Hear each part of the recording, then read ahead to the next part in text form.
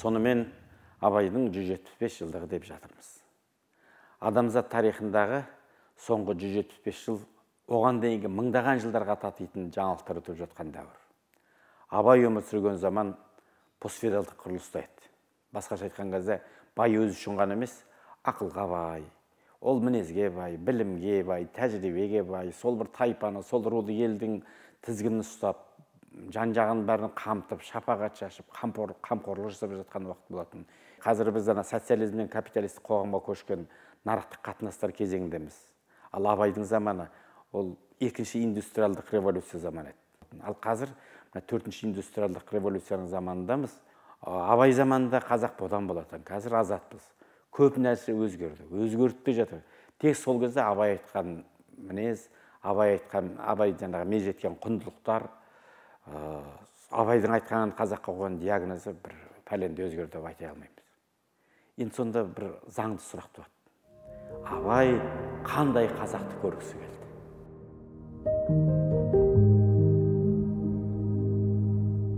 Абайдың шығармашылығына қарап отырсаңыз, жалқаулық, арсыздық, алаяқтық, сұмдық, осының бәрін сынап келеді. Айналып келген кезде елді адам болуға, толық адам болуға шақырады. Толық адам болудың бір жолдың бір кәсіп табу сияқты көрсетеді Абай. Адал бол, бай тап. Адам бол, мал тап. Қуансаң сол көзде дейді. Есектің артын жусаң да мал тап дейді. Өйткені жұмысы жоқтық, тамақ тоқтық, аздырар адам баласын деп зарлайды Абай. Сосын айтады, егер мал керек болса, қолөнер үйренбекке керек дейді. Мал жұтайды, өнер жұтамайды, алдау қоспай, адал еңбегін сатқан қазақтың қолөнерлі адам, ол қазақтың әулиесі сол дейді. Әулие деген адамға да, Аллаға да жаққан тұлға деген сөз ғой, былайша айтқанда. Қолөнер деп отқанда, қазір тілмен айтқанда инженерия, бір нәрсенің мәнін бір нақты бір кәсіпті игер. Қолөнер сосын екінің бірінің еншісіне тие бермейтін бір ерекше өнер.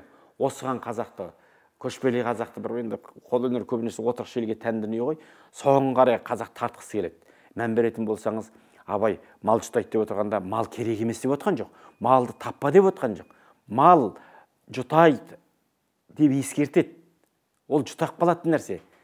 Сонда сенің мақсатың мал болмау керек, оны табатын жол болу керек, соны табатын жолды меңгер дейді. Абай профессионал қазақты көргісі келді. Қазір мәселен әлемге шыққан кезде қазақ деген сөз ешқандай артықшылық бермейді.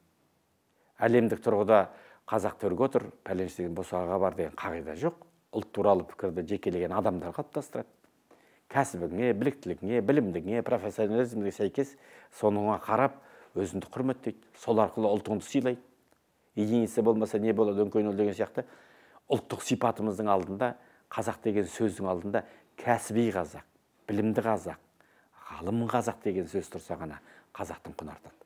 Өзің үшін де, көршің үшін де, әлем алдында да. Сонда өзіңе де, өзге де сыйлы болудың жолы іскер, жауапкершілігі мол, табан ізін білетін. Бір сөзбен айтқанда кәсіби адам болу ғой. Абайдың қалаған қазақ осы қазақ. Бірақ Абай оны жай ғана қалаған жоқ. Абайдың даналығы сол, оның жолын айтады. Ол қалай? Мысалы, батыста адамның өз алдына мақсат қою үшін, өзін жетілдіру үшін жасақталған смарт дейтін жүйесі бар. Иә? Оның негізі қағидасы бойынша адамның мақсаты бірінші айқын болу керек, анық. Не өзіңе қажет екенін білуің керек. Екінші, сандық сапалық тұрғыда өлшеуге келетін болу керек. Мына орыстың өзінің менеджерлердің айтатыны бар, то, что нельзя измерить, тем нельзя управлять. Бір нәрсе өлшемі болу керек, нақты. Үшінші, қолжетімді, доступный деген сөз. Қолжетімді болу керек. Төртінші, өзекті болу керек. Оған қажеттілік болу керек. Одан кейін белгілі бір уақыт шеңберіне қойылған болу керек. Тура сол сияқты Абай кәсіби болудың мынандай жолдарын ұсынады. Біріншісі, іргетасы нашар үйдің құлақ қалатын секілді, бірінші жаңағы қуаттайтын тұсымыз негізі Абайдың ғылым таппай мақтанба дейтін сол. Нәтижелі болдым деп айтпас бұрын өз салаңның ұңғыл-шұңғылын біл дейді. Мысал үшін айтайық. Бәріңізге белгілі, бізге арғы беттен келген, Қытайдан келген ініміз бар, бауырымыз. Самғау Нәсіпхан дейтін жігіт. Етік тігіп жүр өзінше. Келді, қадари қалынша еңбегіне адал кірісті, бір орында тоқтап қалғысы келген жоқ. Түркияға, Стамбулға барды, курсқа қатысты, енді Италияға барам деп сонда ақша жинап жүр. Иә? Яғни ол өзін дамытуға күш салып, өзінің кәсіби бір жақсы дәрежеге, деңгейіне жеткісі бар. Енді абай айтқан екінші мәселе, жаңа ғылым таппай мақтанба деді ғой. Сосын орын табу, орын таппай баптанба дейді. Жапонның кайзен дейтін жүйесі бар. Икигай деп жүр, оны қазақтар икигай деп алды осы кезде. Ол не? Ол өмірден өз орынды таба білу. Орын таппай тұрып баптанба. Тұра тұр, әуел әбден орнығып ал. Сосын жаңағы икигайға сүйенетін болсақ, өзің жаңағы алған ісіңнен өзің жаңағы ләззат алуың керек. Ләззат алғаннан кейін сен оның құлшыныспен істейсің. Сол құлшыныспен істеген нәтижелі болған соң, одан отбасың, қоғамың бәрі осыдан пайда көреді. Сосын қоғамның өзі бір кетігі, бос ниша дейді ғой, бір кетігі болады. Бір нишаға ие болған кезде жай ғана емес. Абай айтады, кетігін тауып бара қалам дейді. Әсемпаз болма әрнеге, өнерпаз болсаң арқалан, шабыттан деген сөз ғой енді. Әсемпаз болу деген әр нәрсенің соңына жүгіріп, нақты бір орын таппа. Анаған бір қызығуды әсемпаз дейді. Өнерпаз болсаң, жағын жақсылап өзің күшің жина, шабыттан арқалан, сен де бір кірпіш дүниеге кетігін тапта бар қалан дейді. Сарыағашта бақ келді дейтін жігіт бар. Атамекеннен бе, атаулы жана көмек бе. Содан нақты бір жеткен оққаным 500 мың теңге ақшаны алады да, мемлекеттен алған жаңағы жәрдемақыны. Оған смартфон да алмайды, я болмаса той да жасамайды. Кәдімгі қозғұйрық саңырауқұлақ дейміз ғой. Қозғұйрықты сатып алады, жақсылап тұрып залым босатады, әзірше қонақ шақырмай тұрады сонысына қарағанда. Сөйтеді, сол жаңағы қонақ үйіне залының ішіне толтырып қозғұйрықты алып кеп, соны өсіріп, таратып, сатып, оны бір жолға қойып, осы кезде кәнігі осы бір істің майталманы болып, ешкімге қолын жаймайды, ешкімге жалынбайды. Менің әкем айтпақшы, құлша істеп, бише асап, өмір жаңағы еңбегін рақатын көріп, кәдімгідей жан-жағына шапағатын жайып осы кезде, осындай артық айтқам, тұлғаға айналды дер едім. Абайдың көріс келген қазақ осы бақ келді. Яғни орын тауып баптанған адам деп айтқан болар. Сосын үшінші мәселе үздіксіз даму. Яғни біраз қандай нәрсеге қол жетсе, кісімсіп, соған сеніп қалмау. Абайдың айтатыны бар ғой, қазақтың бір қуаныш, бір жуанышы бар. Енді қуаныш туралы айтқан кезде айтады, балуан жеңсе, аты озып келсе соған қуанады. Оны тұрған не бар екен, жүрегі бірде ана елден, бірде мына елден шығады. Ал жұбаныштың түрі өзінен жаман адам шықса, соған мәз болады. Анау да өзің кісімін деп жүр ғой, оның қасында біз деген сәулелі кісі емеспіз бе деп. Сонда менен кейін 100 ат қатысқан бегде менен кейін 4 ат кейін келді, 5 ат кейін келді деген несі сөз, бірінші келдім, екінші келдім десең деген сияқты. Кейде біреуге қарап отырып тоқмейілсуді Абай сондай жек көрген. Айтайын дегенім, аз-аздан болса да жүйелі, бірақ межелі мақсатқа жетуге талап қойған қазақ болуды Абай үндейді. Сол себепті де уақытыңда бір болмайтын нәрсеге құртпа. Құмарланып шаттанба, ойнап босқа күлуге дейді Абай айтады. 30-шы қара сөз не дейді?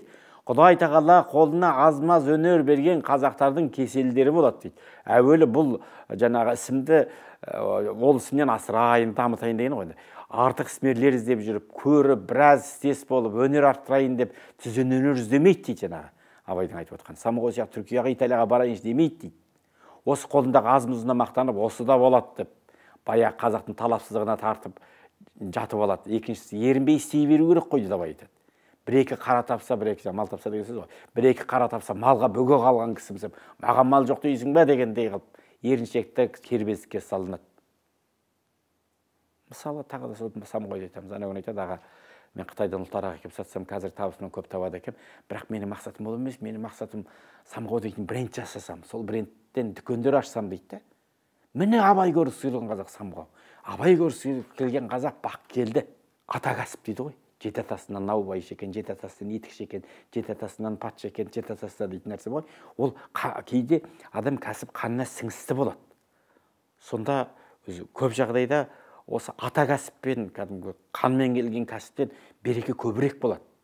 Әсіресе Түркияда көп кездеседі. Баяғыда Каспийдің жағасынан Түркмениядан ата бабам келіпті, сонда жасаған етікте бір көмбік болған нәрсені ана Аяз бидің шапаны сияқты фабрикасының төріне іліп қойып отқан мен түрікті өз көзіммен көрдім. Өйткені жете тастан келе жатқан жаңа кәсібін мақтан тұтады. Және оған ешқандай да саясаттың да, оған басқа да бір шаруаның да қажет жоқ.